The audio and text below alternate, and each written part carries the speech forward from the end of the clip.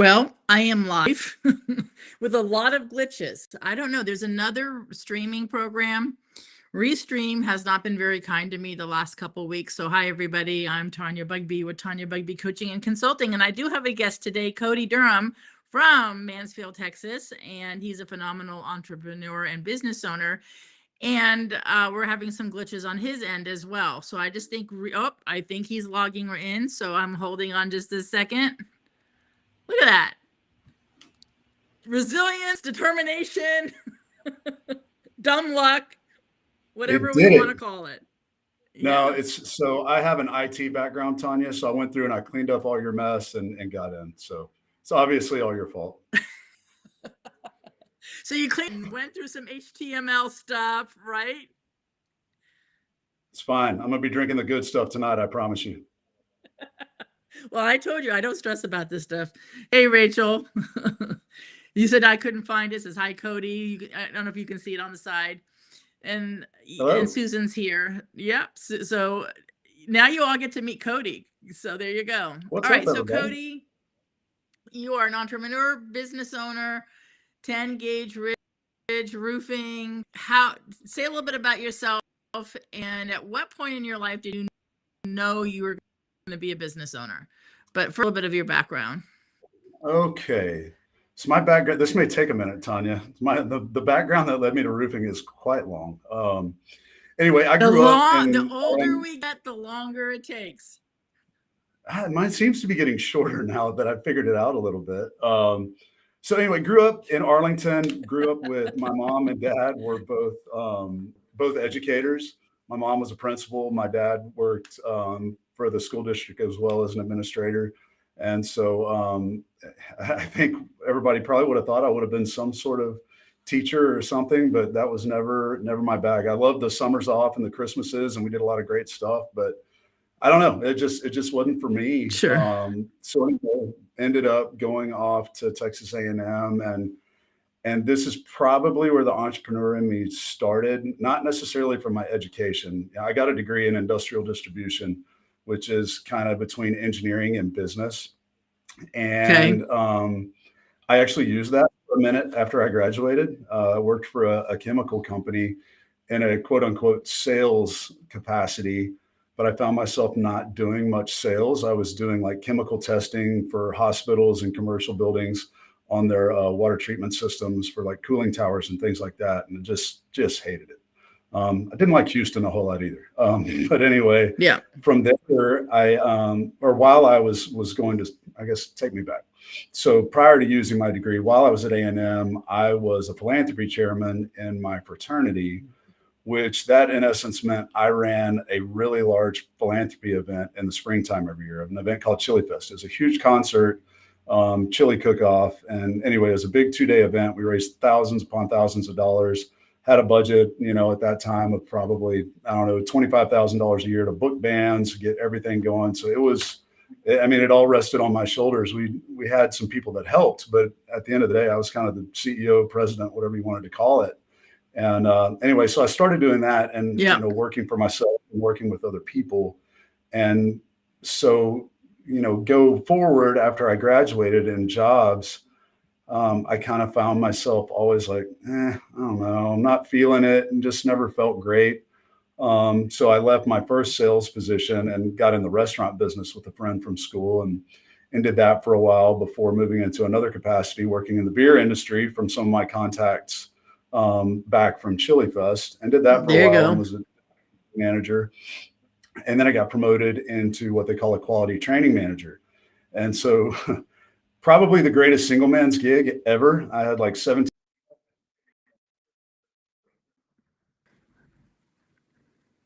Oh, Cody, you froze on the proper pint of Guinness. And I see you're frozen too, Tanya. Am I still? There we go. Still frozen? Am I back?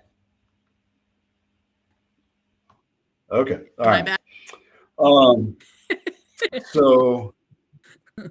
So in that, my biggest market was Chicago. And so they really wanted me to move to Chicago, which I was fine with at the time, single guy. But in the midst of moving, or in the process of looking for a place to move in Chicago, I got a phone call while I was there that my dad was gravely sick. And so I flew home that night to learn that my dad had brain cancer, and it was terminal. And I knew I had very limited time to spend with my dad before he was going to pass. So I told them, no, I'm not going to Chicago. I'm going to stay here and I'll fly out as need be. And the company at the time was fantastic. They allowed that and really supported me through that. And during that, while going through my dad's illness, I reconnected with my wife, who we had dated in high school and part of college as well, and ended up deciding we were going to get married. We knew we were going to get married once we got back together. And through that, we kind of did an expedited wedding, did it much faster than most people do, and got married before my dad passed, and he was able to be there. And so it's a much better story, and I can tell it much longer, but I won't eat up all the time. But anyway, with that and just being back home, essentially with family and meeting my wife, I was done with the travel and what came with having a big beer account. So through my restaurant experience and through my time traveling to Chicago, I had come in contact with the Jimmy John's franchise. And with that, I was like, well, I can do that. I'll open up one here. So I guess my wife, she laughs about it to a certain extent now. I made a phone call to Jimmy John's. It's like, are y'all interested in opening a Jimmy John's in Mansfield, Texas? And they said, yeah, we're interested. So 2 days later, I flew to Champaign, Illinois, and basically signed an agreement. And, probably 6 months later, I opened up a restaurant. So that was my knowing you for over a year now, that doesn't surprise me. Okay. So we can dig into that a little deeper if you want to. Well, some people are leapers. Some people don't leap. But they kind of like look over the edge. You're definitely a leaper. I'm not as much of a leaper now as I was then, for sure. I was, naive and full of hubris and just, and anything I did was going to turn to gold. And I learned the hard way that that's not exactly how it goes through opening that restaurant. I worked my tail off and didn't make much money in the process doing it, and learned some very, very hard lessons through that. I was fortunate to come out on the right side of that and was able to sell the business, 6 years later. But, my family and I, we struggled through that. But anyway, through all that, I ended up finding people to manage the store for me towards the end, and ended up going to work with the predictive analytics software for law enforcement. It was a startup thing. And anyway, moved on from that. But through all that, and I was never passionate about what I was doing. And so the final thing, because I was traveling with the software companies. No. And I ended up, I've got a great friend here who owns an Allstate agency. He's like, hey, why don't you come work with me? See if you like the insurance business. I'm wanting to grow my business, and I'll see if you want to do anything with it afterwards. So went and worked with him, got my property and casualty license on the insurance side of things, and started selling with him, and did fine. But same thing, didn't love it. You can probably testify to this, Tanya. I do not do well behind a desk. Doing this is about as long as you can get me at the desk. No. No, not a chance, right? But during that, not at all. Hey, I'm going to interrupt. Cody, I'm going to interrupt for a second and say, just Susan, Texas, because she asked a question, which Arlington, so I'm saying Texas. And Gabe, hey, I haven't seen you in a long time. Gabe's in Texas, so you can see where he's at. And I know he has a live show that he goes on with his significant now. He's had some phenomenal different live shows. So Gabe, it's good to see you here. And a lot of connections I have in Texas. It's kind of odd how the universe keeps having me connect with people in Texas. I'm not sure what that means. Good people in Texas. That's what it means, Tanya. I know, but my grandbabies are in California and Oregon. If you can get the grandbabies to move with or without their parents to Texas, I'd be there. I'll tell you what, we'll come meet you in the fall. All right. When it's a million degrees, or not the fall, the summer, when it's a million here. How about that?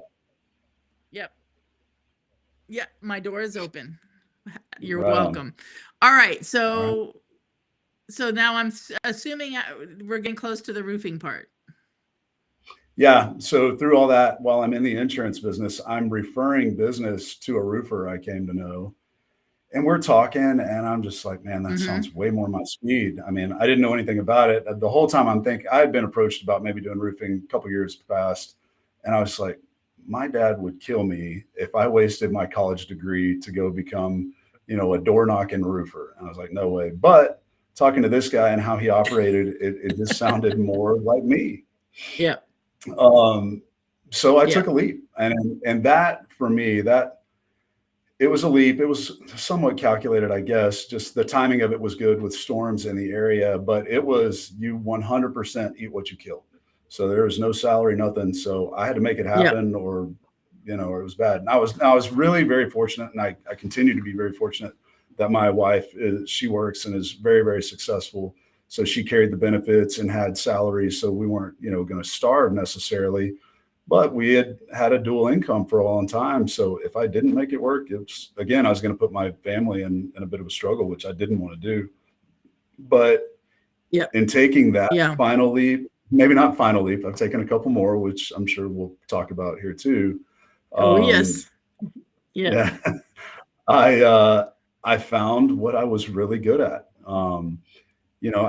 Through various capacities Yeah. in selling, I had sold and done just okay, middle of the pack, probably at best. But this, I was like, I'm good. I feel like I'm good anyway, and I do a good job Yeah. connecting with people, and that's really what it is. It's there's as your people from Texas will attest, anytime there's a hailstorm, they get knocked on the door probably 100 times in a day, and I was able to separate myself Yeah. from the masses, doing it a different way through referrals. And through those referrals and maybe approaching more B2B instead of B2C, I get those referrals and my close rate is really, really high. And I don't think it's because, I'm this great Yeah. roofer or have any of this, exceedingly high education in anything. It's just, I say it a lot. There's a couple things that I do and do really well. I answer my phone and I do what I say I'm going to do. Pretty much simple as that. And Yep. fortunately or unfortunately, that makes me a really good roofer here in Texas. So that's that. Yeah. So that's Well, what led me to okay. So I agree entrepreneurship. with that. Yeah.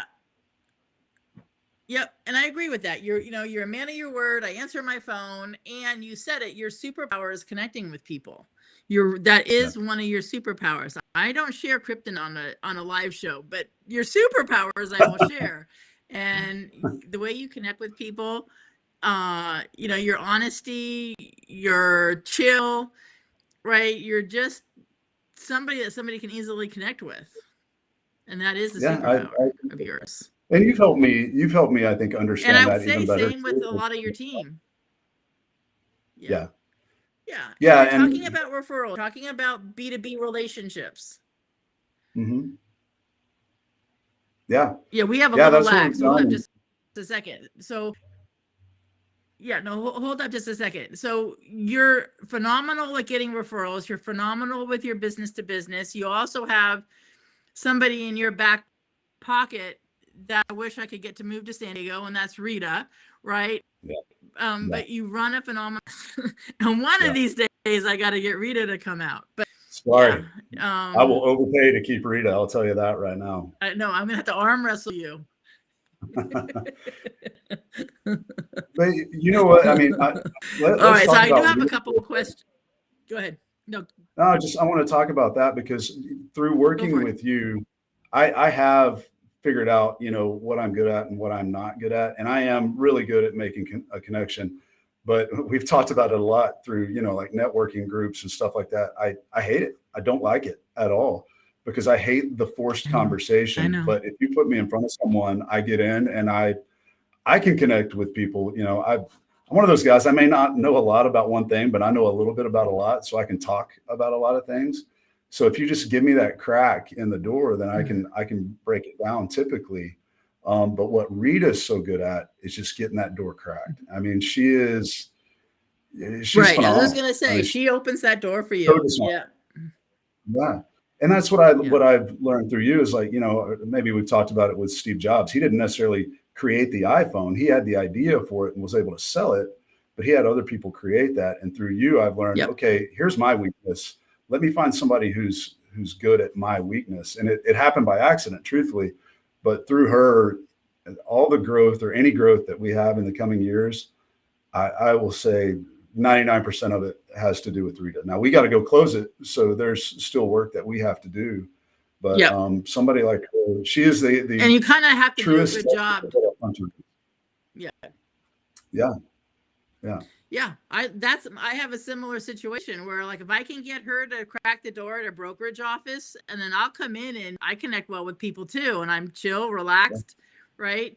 But it's knowing that that's where you need some help, and you have somebody phenomenal.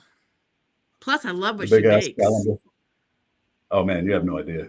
Calendar. There we go. Well, Susan. Okay, so hold on, Cody. So Susan, I want a year to glance calendar, right? I want to let you know, and Cody, plug your ears for a second. When I give this man an action step, like I want a year in a glance calendar, or I need a whiteboard, right? By our next coach call, the guy's got it done. I follow direction really well. That's it. That's your compliment. Thank you. I'll take it. It's probably the best one I'm going to get today. Yeah, the big ass calendar is awesome. I love that thing. Yep. Yeah, Jesse Itzler. If any Rachel of you guys says, don't well follow done. Yeah, Jesse Itzler, the big ass calendar. A friend of mine actually sent that to me. Yeah, Cody. We have a lag and it's annoying. And I would say 80% are really good at being coached, and 20% I really have to dig deep for my coaching tools. Yeah. Without naming names. I hope I fall in the 80%. You do. Hands down. Okay. Absolutely. Yeah. Okay. But it's not, I don't ever expect perfection. I'm not perfect. I have a coach. I love my coach. And there are some weeks I'm like, oh my gosh, where has my head been? And then there's other weeks I'm like, yeah, I'm spot on. Yeah, we're human. Yeah, I'm far from perfect. Yeah. If I were perfect, we probably wouldn't be having this conversation right now. There's no such thing. No. And we're live and we have a lag. One of us is freezing, and it's okay. This doesn't normally happen versus just something going on. It's probably because I have a slab leak. Probably. Could be. I'm joking, but I do have a slab leak, and the plumber's been in and out of my house all day today. So there you go. We're making it work. All right. Yeah, I'm making it work. It's okay. I'm not going to sink. I've lived on a boat before. I can live on a boat again. So you're now, right, growing a team. How's that been? Good, bad, and ugly. Yeah. So right now it's really good. Really, really good. It took us a while to get here, which for various reasons. I'm sure I'm going to wait for you to dig into me on that one. But in the past 3 months, we've grown our team significantly. And when you and I first started speaking, year and a half, 2 years ago, whatever it was now, one of my goals was to hire 3 to 5 salesmen. And that took a minute for lack of focus on my part, honestly. But then we got the one. And I always said, if we can get one, I know it'll turn into 2. And it's exactly what happened. It happened quickly. We hired 2 guys before the end of last year, hired 2 more after the first, and just hired another guy last week. And it's good. It's really good. I mean, the guys that I've hired, I feel like we're all cut from the same cloth, which has been, of my goal to grow, it's been to grow the right way. I don't want quantity. I want quality. And I've hired really good-hearted, hardworking guys, I feel like, and they all have different strengths and weaknesses, which we're working through. So it's great. I love it. And what I think back to is when I got into roofing, I was really lucky and fortunate, hardworking, whatever, I don't know, to be successful because I didn't have a lot of support. I had a guy who would help me along, but as far as anybody trying to grow my business, I didn't have that. So I had to do all that on my own. But what I'm trying to do for these guys is different. I'm not going to close the job for you. That's your job. But I'm going to try to tee it up through the actions of Rita. And so the way we do it anyway is Rita goes in, opens the door. Then myself and Eric, who's my partner in this deal, we go in and we know the talk. Like we can close the deal with our referral partners, but then we kick it to our guys in those areas. And so our hope is that they'll take that, run with it, and grow it. So, there's going to be lumps along the way because our guys, each of the guys we've hired, really only 2 of them have any sort of roofing experience, and it's pretty minimal.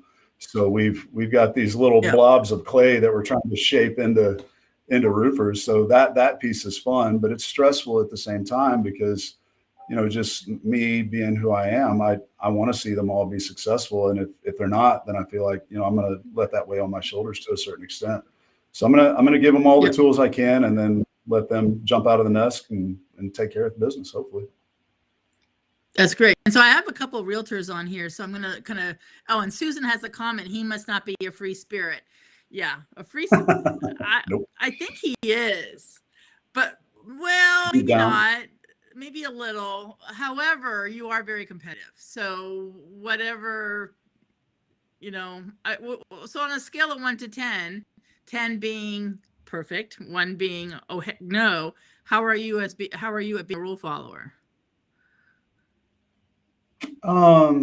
If I think the rule is right, I'm really good at it. Yeah. So what does that mean? So you got some free spirit in you. So yeah, no, you can't pick a 7. So none of my clients can ever pick a 7. 7 is default. I swear, if I had $100 every time someone picked a 7, I'd be a billionaire. No, you can pick a 6 or 8. You can't pick a 7. No. So the school teacher parent thing in me, I was definitely a rule follower growing up. I was a good kid no matter what. Now that I've gotten older and I can sniff out the BS at times, I'm like, well, that's a stupid rule. I'm not going to follow that rule. It's dumb. But good rules, I'm pretty good. So there's some free spirit in there. Yeah. All right. So you're probably like an 8. I'm definitely a 6. Yeah. So Rita, for everybody that doesn't know, what Rita does is the equivalent of a real estate Popeye. She does the Popeye, cracks the door open, and then Cody and his team can sweep on in. It's a phenomenal system. I highly recommend it. So I say, if I could get Rita here to do that for me, I'm all in. Just for anybody. Well, we found that out by accident. Well, it was a good accident. It was. And it took me, the other business I started a year ago, she was kind of answering the phones and setting appointments for us. And I kept listening to these conversations with her. And you could tell from the word go that this was a no, we were not getting a meeting. And 10 minutes later, they're sharing recipes and praying for each other. And she's like, okay, yeah, Cody, they want you to come out. And it happened over and over and over again. And I was like, you are incredible. So take that and fast forward, this year when we decided to leave that business behind, I was like, this will work. If Rita's willing to do it, because Rita's a retired school teacher. She taught school for 22 years. She's never sold anything in her life. And she doesn't sell anything now. And she'll be the first. And I told her, it's great. It's so disarming. And she doesn't sell anything. We tell her, don't talk about roofs. All she does is she believes in Eric and I.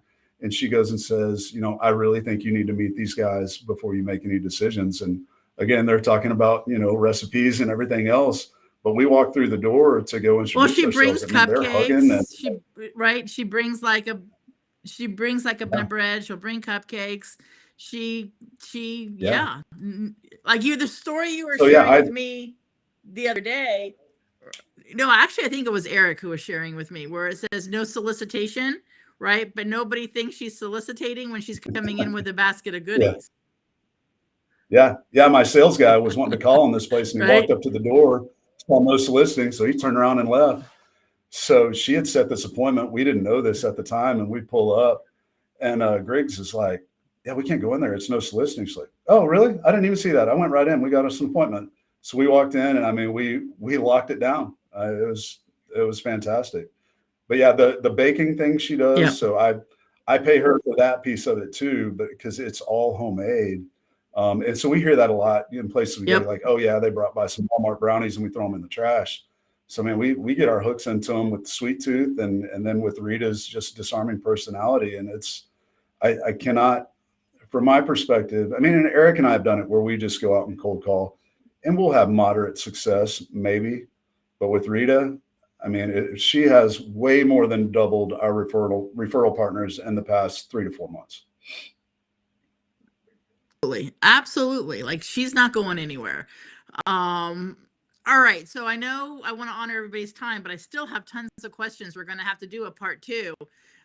I coach a lot of real estate agents. I go live with real estate agents or brokers, and Mike Mills and I have gone live on me on his show, him on my. You deal with a lot of realtors. I do. Yeah, absolutely. Or you try not to.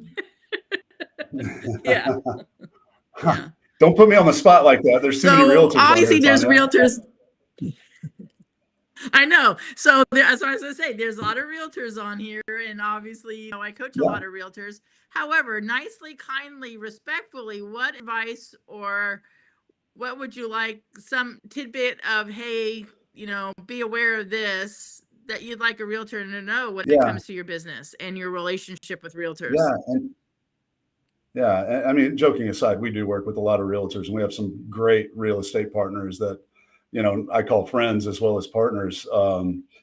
But I think the biggest piece for them is trying to truly understand our business as well. And I know that's not the most important thing when you're trying to sell a house. However, the roof's an incredibly important part of the roof. Obviously it puts the roof over your head and protects your family. But at the same time, with, insurance prices rising the way that they are, the roof is incredibly important. There's a lot of times right now, even more so than ever, the roof will prevent you from getting an insurance policy. So having us go out and look at it on the front end is incredibly important. And when I say the front end, that typically means not the day before option ends. So if you're listing a house or something like that, having us go out, preemptively to take a look at it and say, okay, yeah, clean bill of health, you're good to go. That's good. But when we get out there and we find issues, maybe that are outside of the insurance piece of things, maybe where we don't have to claim, the roof can still be bad, right? Even though there may not be hail damage. But the only way a roof gets totaled from insurance is through hail damage or wind damage, and significant wind damage at that. But a roof can be 20 years old, completely degranulated, and an insurance company will not insure that house if it's in that condition, or even more so now, a lot of times if it's too old. 15 years, a lot of insurance companies don't even want to write that business. And what we're finding, or what's happening right now, a lot of insurance companies, some have pulled out of the state altogether, or not writing in the state. And the ones that are, their requirements are so strict. Like if you've had 2 claims, and I think it's in the past 2 years, a couple carriers, they will not write you a policy, period. And used to, in the past, storm damage was not a factor. Now it is. They're really tightening up. And then even if you've had 1 claim in the past couple of years, but your credit score may be, below whatever threshold they've set at the time, they're not going to write you a policy.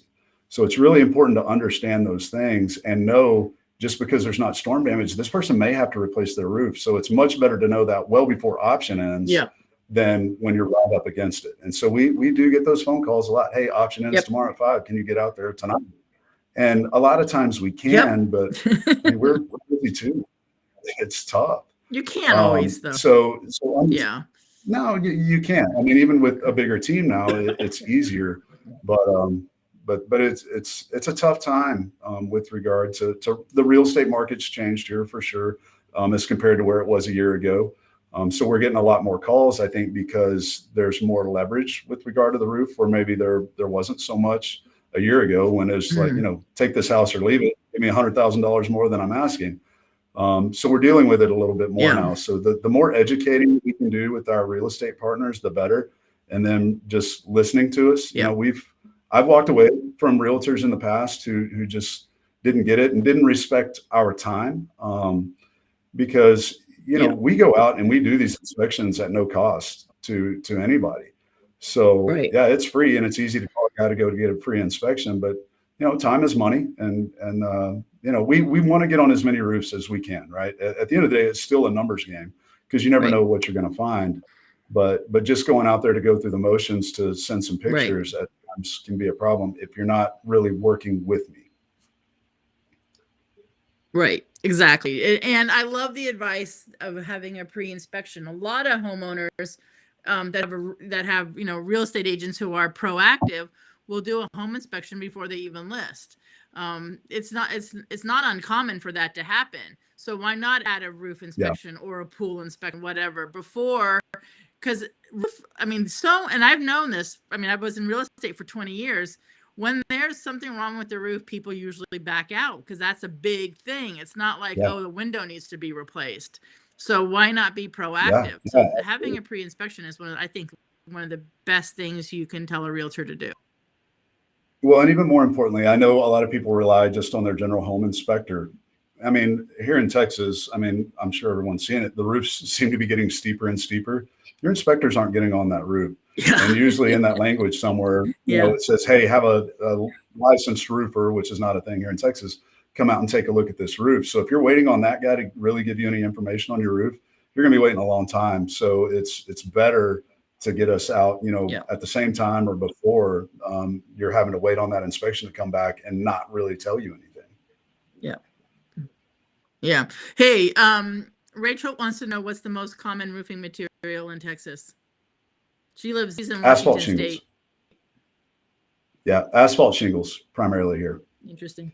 Yeah, the storms we get here, Yep. You're replacing a roof every 8 to 10 years here. I mean, you can do any roof, but just from a cost perspective, asphalt shingles are what we do here. I mean, 99% of everything we do here is asphalt shingles. And that's really what my business is. We do primarily residential re-roof.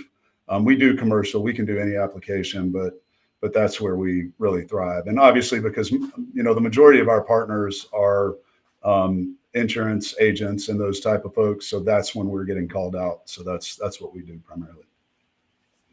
Yeah, cool. I'm gonna see if this information on you is gonna pop up since it hasn't been working. Oh, there it goes.